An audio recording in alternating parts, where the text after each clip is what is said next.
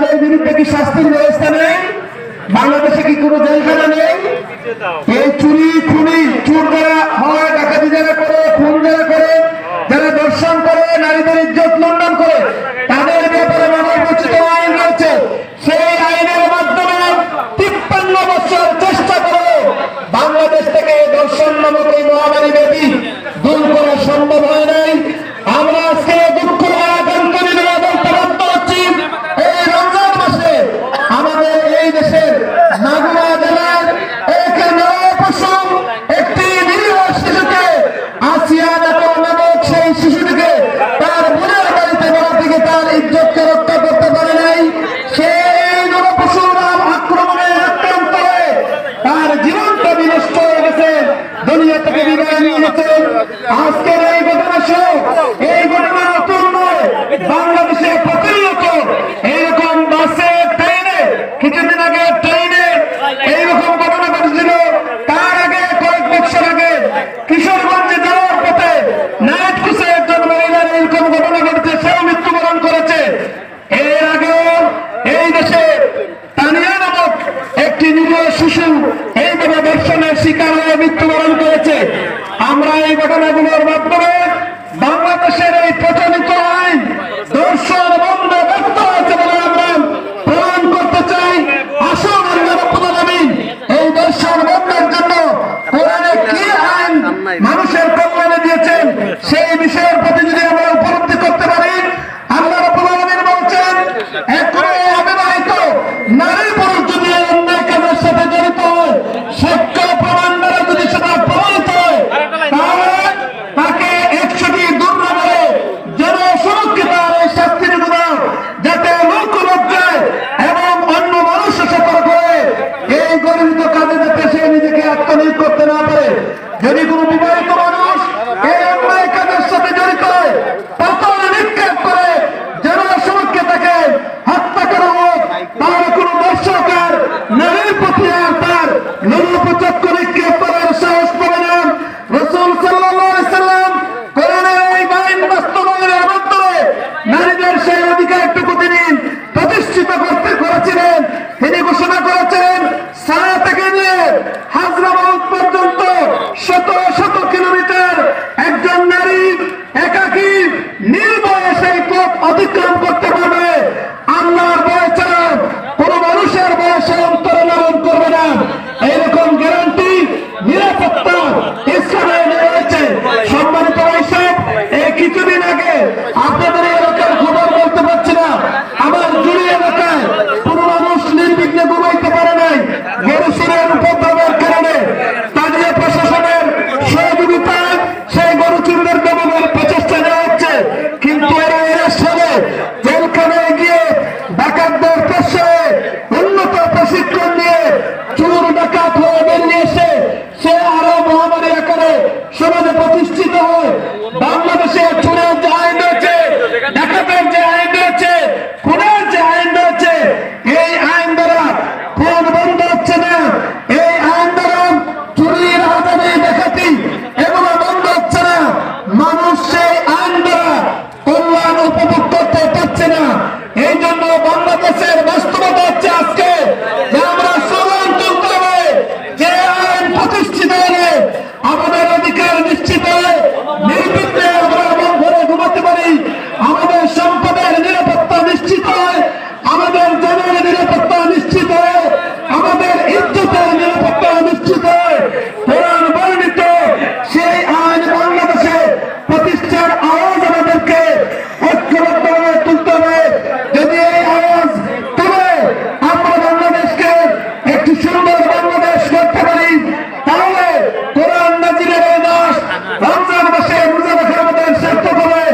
আমরা আল্লাহর বিধান প্রাপ্ত হয়ে আল্লাহর বিধান অনুসরণ করে আল্লাহর একজন খাঁটি গোলামে পরিণত সেই সুবর্ণ সুযোগ আমরা লাভ করতে সক্ষম হব।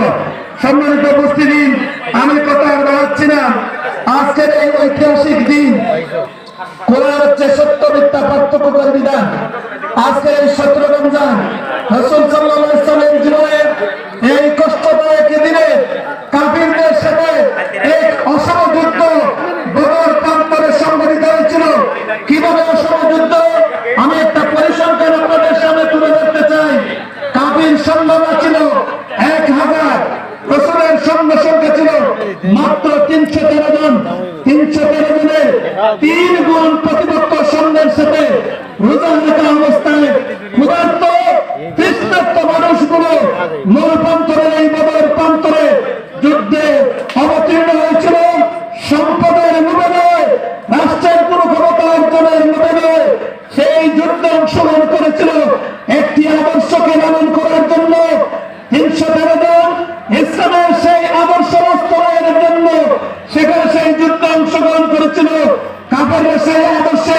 বিপরীত অবস্থান নিয়ে 1000 সৈন্য নিয়ে রাসূলের সেই আদর্শ বাস্তবায়নে বাধা হয়ে দাঁড়িয়েছিল। রাসূল সাল্লাল্লাহু আলাইহি সাল্লামের মাত্র ছিল 8খানা তলোয়ার, আর কাফেরদের 600 সশস্ত্র সৈন্য ছিল। রাসূল সাল্লাল্লাহু আলাইহি সাল্লামের মাত্র আরবের জন্য 2টি মাত্র ঘোড়া ছিল, কাফেরদের ছিল 300টি ঘোড়া। রাসূল সাল্লাল্লাহু আলাইহি সাল্লাম এই যুদ্ধে তার সাথী সঙ্গীরা 14 জন শহীদ হয়েছিল, কাফেরদের 70 জনকে মৃত্যুবরণ করতে হয়েছিল। আল্লাহর সেই দিনের পক্ষে এই অসময় যুদ্ধে হক প্রতিষ্ঠার আন্দোলনের সংগ্রামে রোজা রাখা অবস্থায় রাসূলের সাথী সঙ্গীরা রমজান মাসে সেই কোরআনের পক্ষে যুদ্ধ করতে গিয়ে আল্লাহর সাহায্য নিয়ে সেদিন ঐতিহাসিক বদর যুদ্ধে সত্যকে প্রতিষ্ঠিত করতে সক্ষম হয়েছিলেন।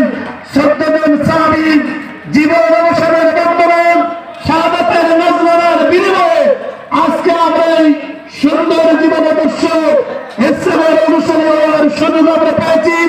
কোরআনকে আমরা জীবন আদর্শের গায়ের মুখ হিসেবে আমরা পেয়েছি, যে কোরআন পৃথিবীর একমাত্র দৃষ্টান্তমূলক ঐতিহাসিক সত্য জীবন বিধান, যে বিধানের একটি হলো যদি কোন তেলাওয়াতকারী শুদ্ধ করে তেলাওয়াত করেন, রাসূল বলেছেন 10টি করে নাকি আল্লাহ রাব্বুল আলামিন দান করেন। কোরআন ছাড়া পৃথিবীতে এমন কোন কিতাবের নাম কি কারো জানা আছে যার 1000 শব্দ লক্ষ শব্দ উচ্চারণ করলে একটি সওয়াব পাওয়া যাবে? কোরআন ছাড়া এমন কোন জীবন বিধান পৃথিবীতে বিদ্যমান নেই যে বিধান জীবন বিধান প্রতিষ্ঠার মাধ্যমে মানুষ তার জীবনের নিরাপত্তা পায়, মানুষ তার সামাজিক নিরাপত্তা পায়।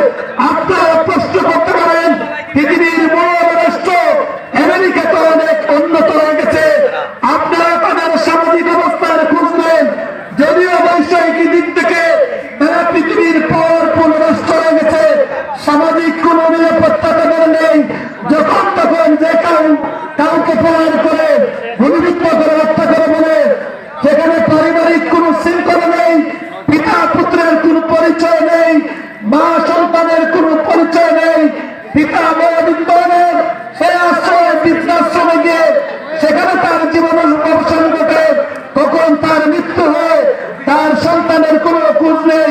সম্মানিত উপস্থিতি, বৈষয়িক এই উন্নতি দেখে আমরা মানবিক শান্তি, সামাজিক নিরাপত্তা আমরা সেটা উপলব্ধি করতে পারি না।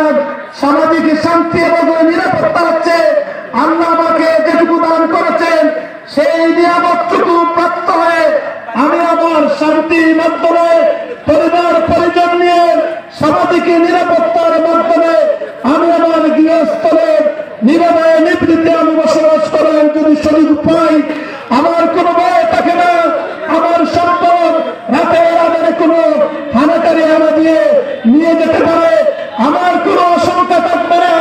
আমার পকেটে 1000 লক্ষ টাকা নিয়ে আমি পথ অতিক্রম করব, কোন চোর আমার শরীরের উপর আঘাত করে আমাকে ছিনতাই করে আমাকে সম্পদ শূন্য করবে।